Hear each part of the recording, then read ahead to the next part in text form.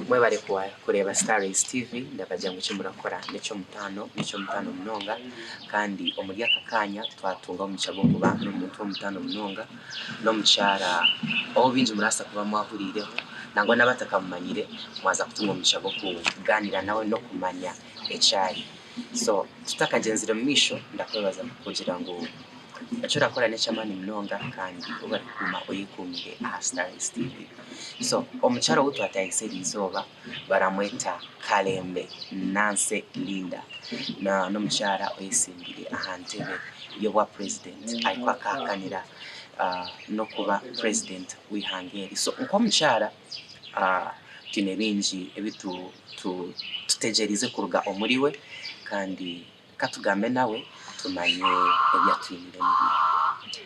You're welcome. Thank you. Could you please introduce yourself to some people out there who could possibly not be knowing on those or even those who already know you? My name is Kalembe Nancy Linda, the only female presidential candidate in this race. I am happy to be in one of the hottest regions in the country, Kabale. It is very hot here, as you can see. Definitely. Yeah.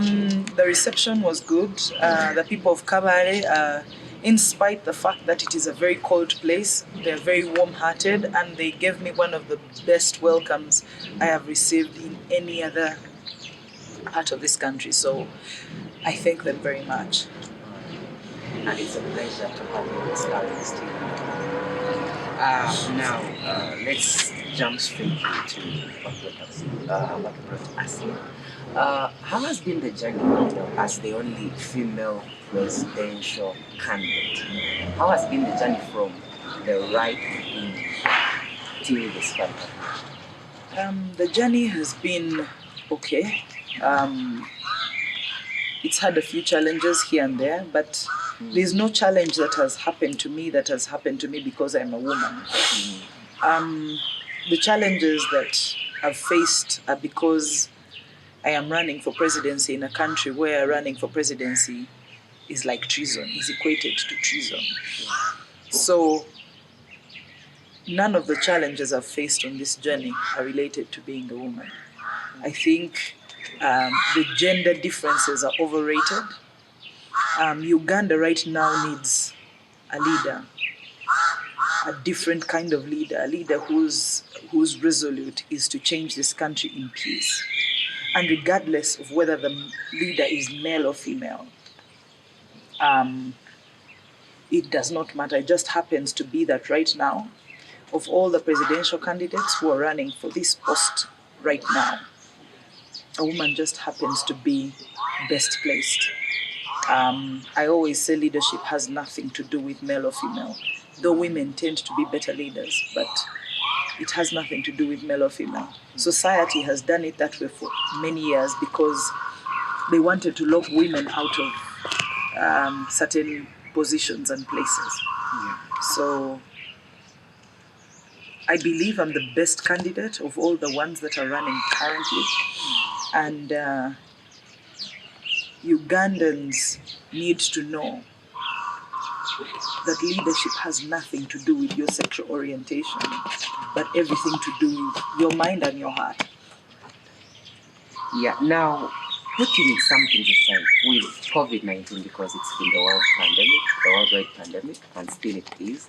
So alongside COVID-19, with the standard SOPs, with everything that has to do with COVID, how have you survived in this time due to your campaign? First and foremost, my campaign, as people have already seen and heard, is really grounded in the Word of God. Ultimately, we are still alive because God is protecting us. There's no such thing as I've been too careful. We are human beings. You forget a few things.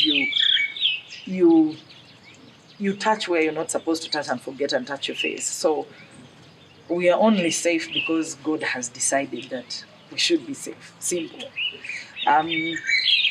Last night I was thinking about how cold this place is. And it's been said that COVID-19 thrives in places that are cold. And in the countries, the Scandinavian countries, COVID basically ravaged them very badly.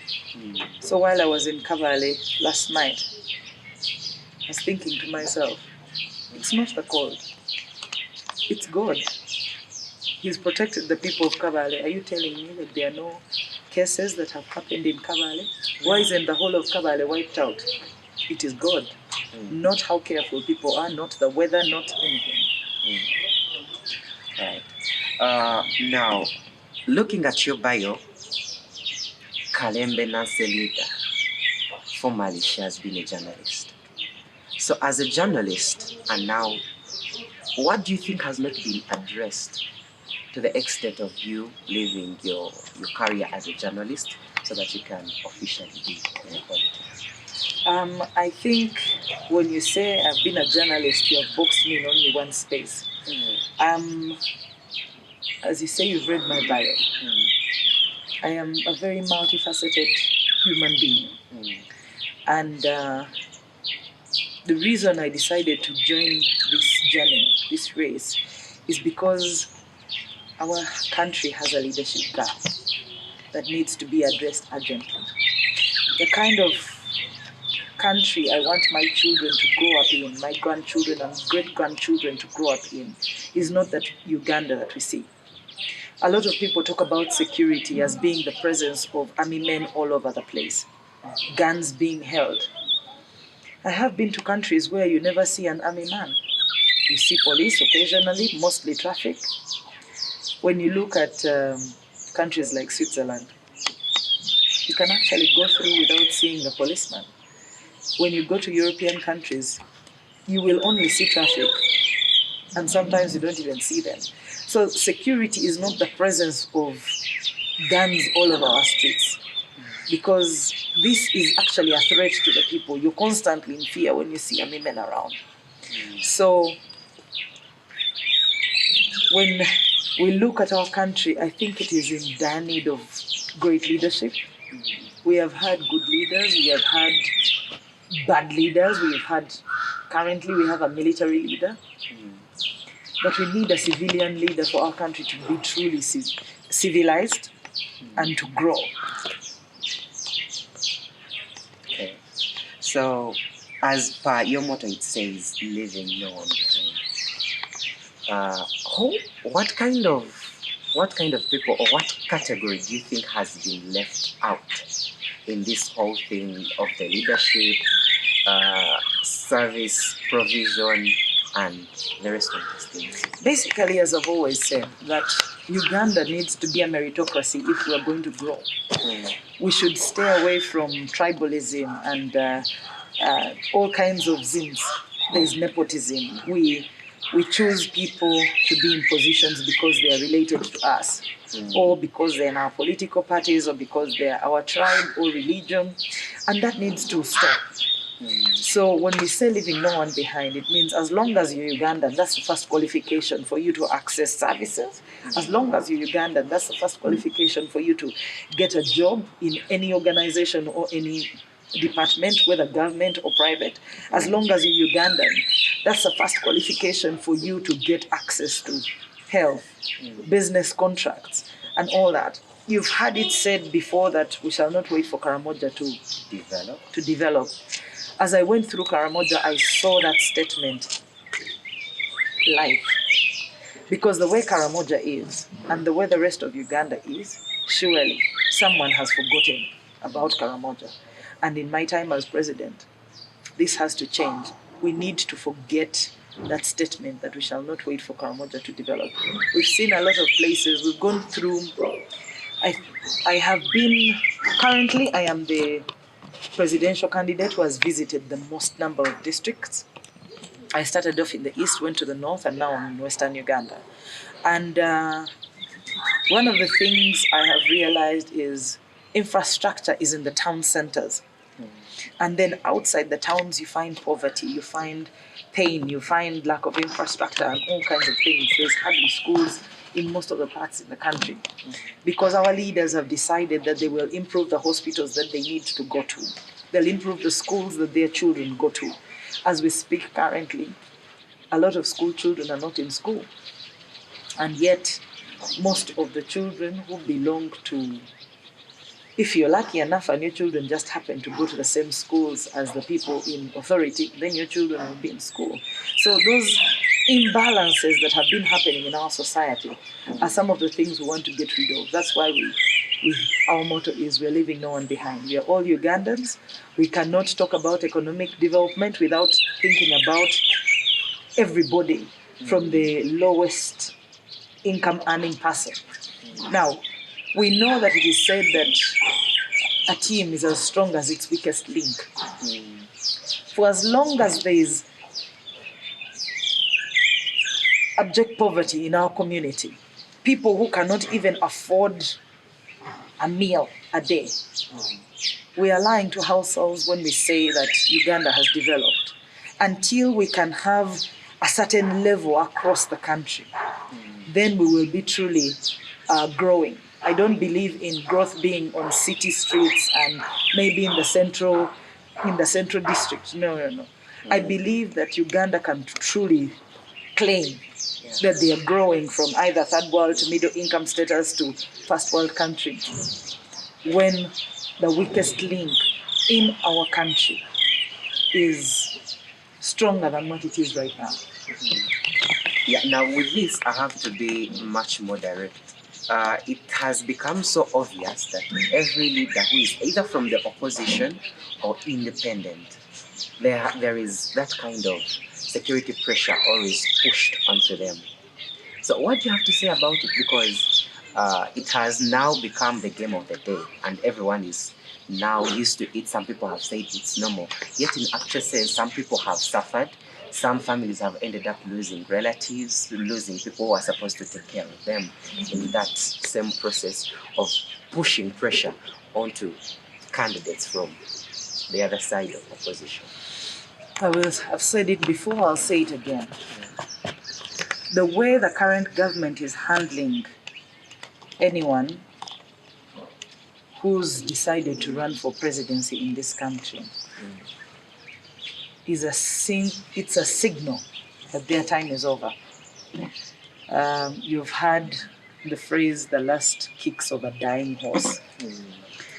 Obviously, this horse is dying, and these are the last kicks that it's trying to, to try and sustain life in it. Unfortunately, the men and women in uniform have been used like rags to put pressure where they shouldn't be putting pressure.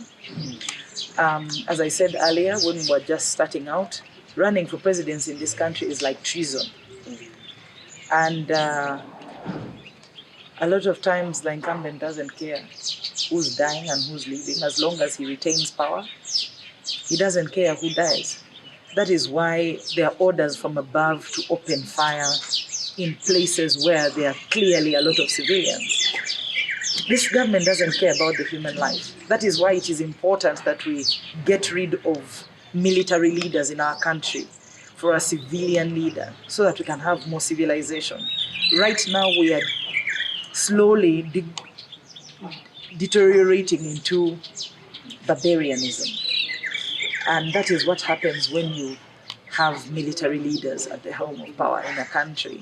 When they fail to negotiate, they only know one go-to place: the gun. Kill them, oppress them until they listen. If they can't obey in love, then they will obey with fear. So the current government has been running this nation on fear, mostly. So Ugandans have an opportunity. We've seen it in other countries where military leaders have been put out of office. If Ugandans really love this country, they need to vote right. Yeah, now I guess I have to let you talk to the people, ask for the vote and tell them what you're ready to do. And not only as a president, but also as as a native, I can say as someone who is a Ugandan? My fellow Ugandans, there are over 17 million voters in this country.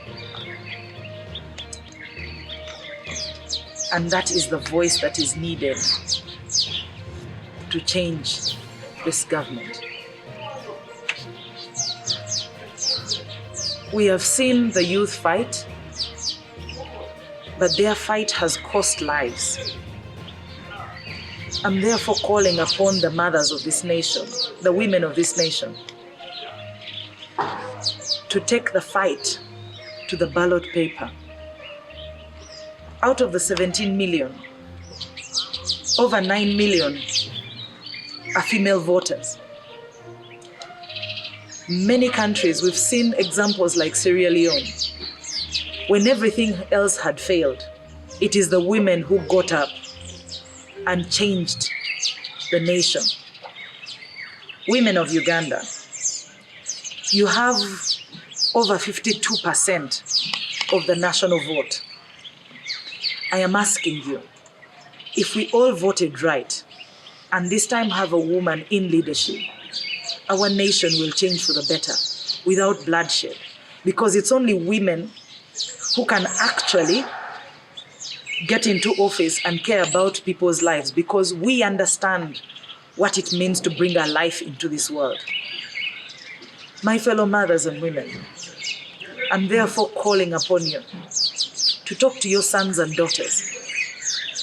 Talk to your husbands and friends, neighbors, and all those you come across, whether it's workmates or friends. Talk to them. This government has threatened us with the army, and they've said they have the Majay. And I'm kindly asking you,